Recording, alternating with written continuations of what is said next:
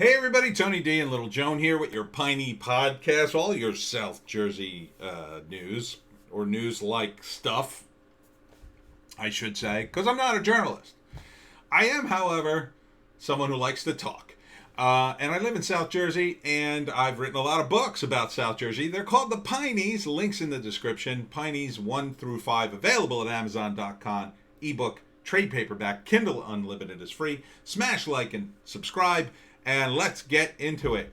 Beer virus, 3924. 24 deaths as hospitalizations increase. But have they? Are these really beer virus cases or are they flu cases? We don't really know. As I've said over and over again, they count cases that are barely beer virus cases. Pretty much anybody who dies and has beer virus is counted as a beer virus death. So they're gaming the numbers. Why? Flu has disappeared. I think it's being counted as beer virus. Why?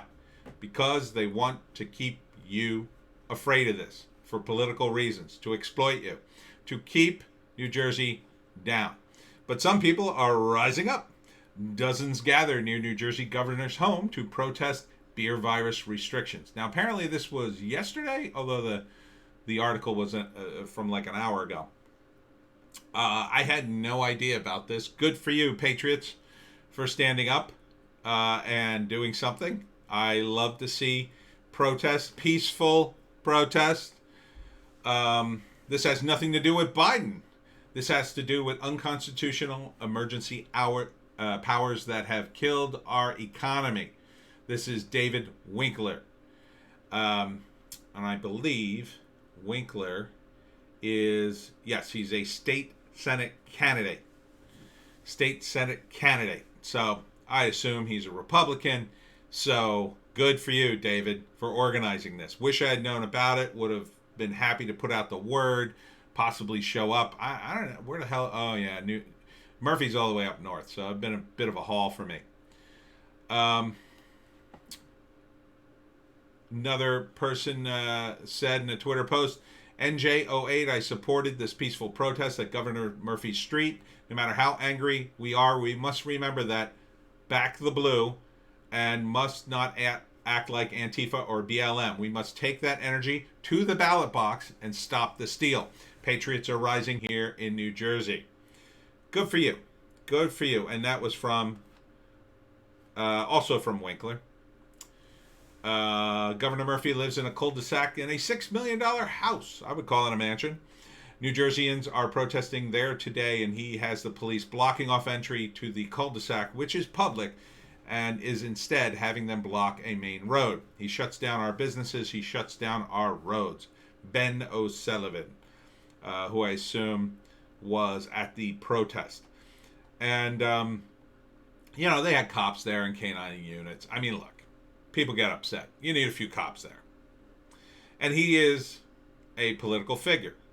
You won't want one wacko to go charging in and do something crazy. But good. I'm glad it was peaceful. This is how a protest should run. We need more protests like this. We need to put the pressure on Murphy to end the lockdown. End the lockdown. End the lockdown. We have to make it clear to everybody in Trenton that this will not stand, that if you support this in any way, you could forget about ever getting a vote. Ever. That you'll be out of politics for good. And I think in terms of a party, the Democratic Party really needs to just be swept aside into the dustbin of history because of their support of this and various other things. But the protests, you could protest in different ways. Some Hoboken bars packed among alarming rise in beer virus cases. So this is from Eyewitness News, ABC. And, it doesn't look that packed. But this is what happens. I mean, Murphy is a fool for closing the bars. He's just dumb. People need their booze. In fact, they spend more time in the bars than they do at home, half of them. With the same people over and over again, night after night. So there's no reason not to open the bars. Open them. He should be pressured. And look, Murphy's wily. He's very, very cunning. He Out of all the Democratic governors, he's had the least restrictions. He sort of straddles everything. He sort of does everything half-assed. And I've always said this is so he can say to the Democrats, look, I did some lockdown. Maybe I didn't do as much as you wanted to, but I did it. And then he can say to the Republicans, look, I tried not to do all the lockdowns. I tried to, I had to listen to my party to some extent, right? So he tries to be in the middle. But here is the big thing that I was just alerted to. This was mere hours ago. Statewide shutdown has to stay on the table as New Jersey beer virus cases surge. Murphy says, I got a source, friend of a friend, called me and said, this is a done deal. That Murphy is planning on shutting down the state for 3 to 4 months. I don't think he's going to do it unless Trump gets in. I think if Trump gets in, he'll do it. I think if Biden gets in, it'll be like, oh, we don't need to do it. We'll get through this. And he'll continue his weird half-ass measures. Then again, if Biden gets in, Biden would certainly float him the money to just hand out to people to shut down the economy again. But Murphy is from Goldman Sachs. He knows better than anybody else what's happening. Small businesses are being crushed. What's going to happen when things reopen? Well, multi-million-dollar corporations will come in and they will look at where, here was a small coffee shop. There's a good place to build our large franchise chain coffee place because people were used to having a coffee shop there. Same thing with a restaurant. Same thing with whatever. These big box stores will come in and take over all those little places. Now, you may not know this if you live in places like Ohio and Virginia and a few other states where there's just no small businesses, really. You can't find a restaurant that's a mom and pop restaurant unless you really, really go off the beaten track. But New Jersey, the Olive Garden has a few places here, but people drive by it and go, why? Because there's so many Italian places here. It just, in my view, there's no reason to go to an Olive Garden. You have amazing, you can just go to a regular pizzeria that serves Italian food, and the food will be head and shoulders above, Olive Garden. But I think that's the move. I think this shutdown is part of a move to make money, and it's all about money. So these guys are moving big stocks. They're moving portfolios, and the hedge fund managers are like, they can bet on downturns. And then they can bet on, upticks. And they game the system in their favor. They know when the government money's coming because guys like Murphy are in power. And then they can make money. They make money doing this. The market goes up and down. They're constantly making money.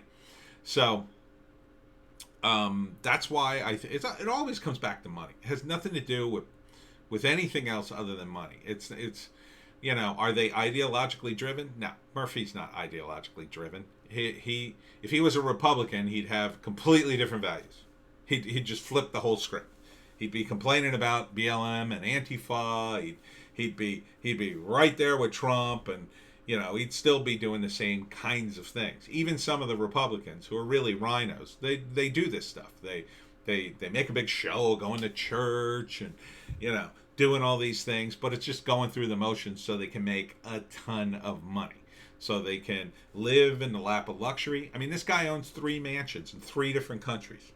3 different countries. Do you know how rich you got to be to own a mansion in foreign countries? You got to be pretty well off. He was an ambassador for Germany. And he's got a huge house there, my understanding is. And, so these guys are about money, and nothing but. They will drop BLM and Antifa in a hot second once Biden is in. And in fact, they're going to go against them. They're going to go after Antifa like they were the worst human beings on the face of the earth, and they always acknowledge that. They will act as if, we've always been against Antifa. Of course we're against people burning down buildings and this isn't peaceful protest. Suddenly they will read that part of the Constitution about, peaceful protest. That's the way they are, because it's all about money and positioning and all that stuff. But will he shut down the state? I think people will really rise up then. That the protest I just showed you will be nothing compared to what will happen if you announce you're going to shut down the state for 3 months. Because at that point, people have nothing to lose. And that's when people get dangerous. When people have nothing to lose, when they know, I cannot survive with my business being locked down 3 months. I'm going to lose my business. I'm going to lose my house. I'm going to lose all my money. What do you got to lose? You're going to protest. So Murphy is playing a dangerous game. But he's been mostly talk, as a lot of Democrats are. So maybe this is all posturing. Maybe these are all threats. He's a guy who's just going to, if he doesn't do it, he can say, well, I said it was maybe. And if he does do it, he can say, I told you I was going to do it. So, but as they say, beware of when your enemy tells you what they're going to do, because they'll probably do it. So I think we have to prepare for a lockdown in New Jersey. For a guy like me, it almost doesn't matter, because I'm already so poor to begin with. The government will shower me with money, and I'll be fine, because I don't have anything to begin with. But for people with businesses and stuff, they're not going to be fine. They're not going to be fine. And in the end, I won't be fine, because when it finally all ends, I'll have nothing. I'll really have nothing. And, I'm not going to be able to get ahead. Not that I ever did. But then again, I'm an artist. So we like to live in squalor and suffer as artists do. And has Murphy's wonderful policies done anything? No. We've got a problem with crime. Trenton tops homicide record after 2 men killed overnight. Why do we have a problem with crime? Well, the criminal underworld is also under pressure, because when you pay, let's say, $2,000 a month to a criminal underworld, they don't care that there's a beer virus, right? They own you, and you pay every month. Doesn't matter. They don't care where you get the money. Give me my money. That's what they're about. Even people within the organization, they dramatized it on The Sopranos, right? So Christopher takes over some of the gambling in the Soprano family, and he goes to collect the money, and he goes to give it to Paulie Walnuts, and he's short. And Chris says, "Oh well, it was a rough month." And Paulie Walnuts looks at him like, "I don't care if it was a rough month. Go back and get my money. You owe me this amount of money every single month. Doesn't matter." So then Christopher has to go pull a heist in order to make up the money. And that's what happens in the criminal underworld. It doesn't matter that you can't pay. You will pay. You will pay, or you will suffer. So that's why you're seeing a spike in crime. So as the money dries up, these guys essentially eat each other. They'll rob each other. They'll rob people. They'll do whatever they have to do to get that monthly nut, because they know the guys above them aren't screwing around. And until that position changes somehow, you're beholden. And part of the problem too is you have these restaurant owners, and restaurants are particularly vulnerable. So if I come to you in good times and say, hey, I got this truckload of beer, it fell off the truck, you want to buy it? During good times, you're going to say, oh man, no, look, don't involve me in that. But when you're forced, you're hurting for money, and you're at 25% capacity, and you're struggling just to get by, and a guy offers you a truckload of beer at a cut rate, you're probably going to think about risking it at least, and you'll probably risk it. And you buy his beer. And at that moment, you're not beholden to the organized criminal element, but you're in. And at that point, they use that as a wedge. And if they need to exploit you, they will. You could be arrested at that point. And then they're just going to keep working on you. Well, he bought my beer. Maybe he'll buy this expired octopus for his calamari. Maybe he'll buy this. Maybe he'll buy that. And they keep coming back to you. And eventually, you might like the profits you're making, but eventually you might get in trouble for it. Or eventually you might be really short 1 month, and the guy says to you, oh, don't worry, take the beer free this week. You owe me a little bit of interest. And that's when they got you. Once you're in debt to the organized criminal element, they own you. So stay away from them. I mean, I spent 2-3 years researching this stuff. It's always the same story. Never take their favors. Just don't take them. Be polite. Say thank you, but no. They'll get mad. They might throw over a table and storm out of your place. But better that happens than you owe them anything. Because once you owe them, they own you. And they won't stop until they've taken everything from you. Now, they won't necessarily be focused on you right away. I mean, other things happen. And these guys do lead a very dangerous lifestyle. They disappear. But, you want to be smart. Stay away from the criminal element as much as possible. But, unfortunately, times like this push people towards the criminal element. They want to say F you to the laws. They want to say F you to the government. And then they work with the criminal element. So,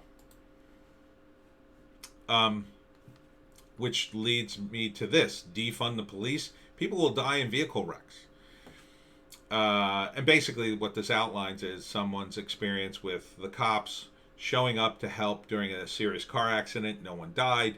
And they say that it was the police, their quick action that helped the EMTs and the firefighters and everybody ended up safe. But without the police, would you get that? No. Defunding the police is an idiotic idea. That's not what the police need. I've said it a million times, but what we need is strong Fourth Amendment protections. We need to legalize drugs and prostitution to defund organized crime. And everything, we just need to ramp down everything. Ramp it down.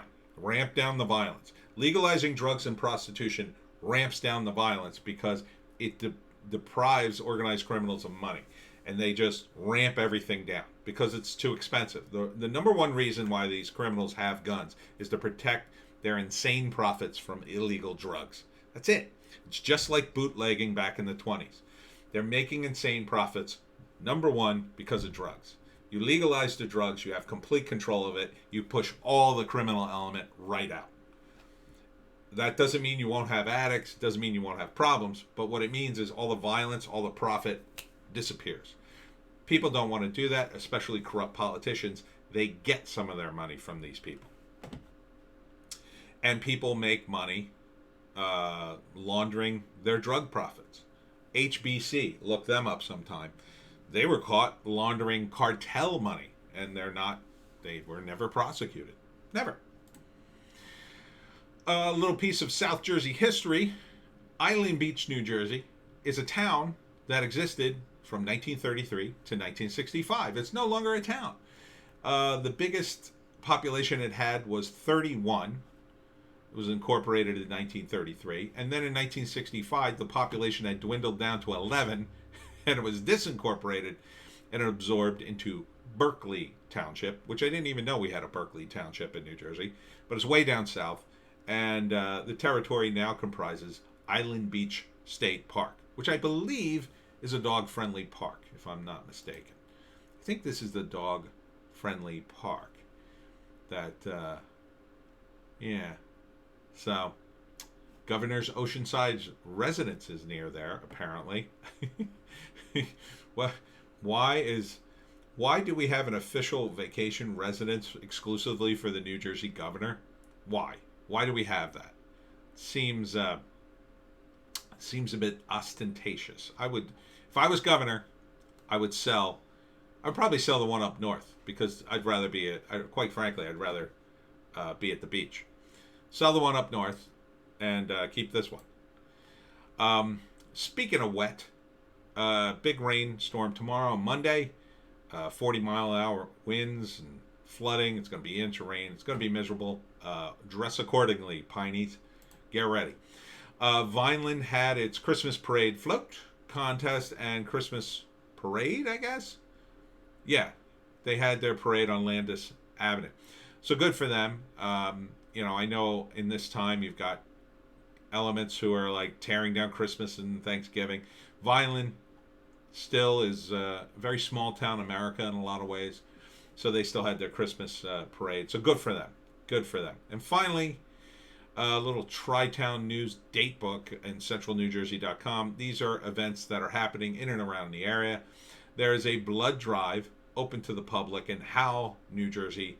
Check out nybloodcenter.org for more info. I know it's based out of New York, but whatever.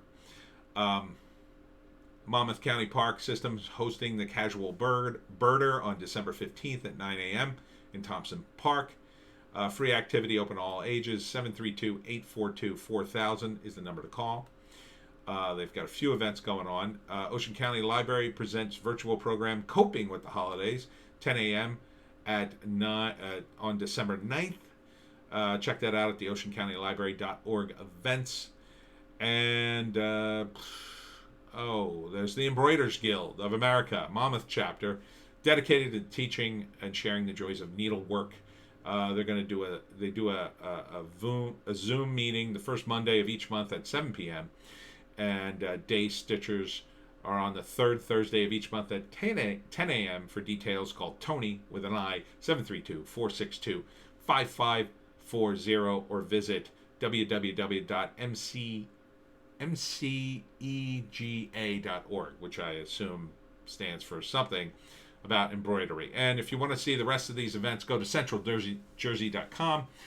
Tri-Town News date book, December 2nd. That's it for South Jersey News, Pineys. I hope you're happy. I hope you're safe on this holiday weekend. Keep it going, and hopefully we're going to be out of this soon. We'll see you in the next video.